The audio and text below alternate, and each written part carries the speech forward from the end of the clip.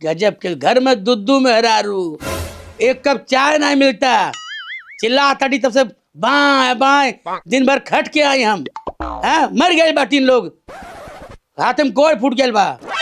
ए रे बढ़िया का हाजी हाँ तू चिल्ला का गटाई फाटे चिल्ला ना रे, हम पागल हैं गटाई फार फार चिल्लाते हैं। चाय मांगा थे देना ही पाओ थे, लिपस्टिक लगा लोग घर में बैठल रहा। त रउआ के त पढ़ल लिखल पतो चाहत रहलिया त आगल पढ़ल लिखल पतो या मांगियो करे से चाय। अरे पढ़ल लिखल पतो तो तोरा हुआ तो हम दही जमाल बा कुन क्या तो हम दही जमाल बा।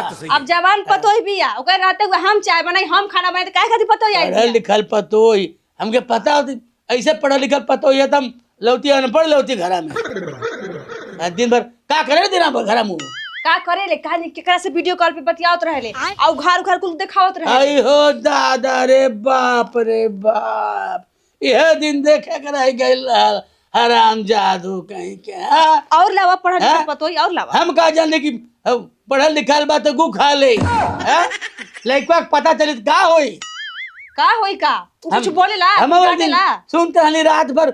हाँ बाबू सोना गुटुरगु एकदम करत रहली। हाँ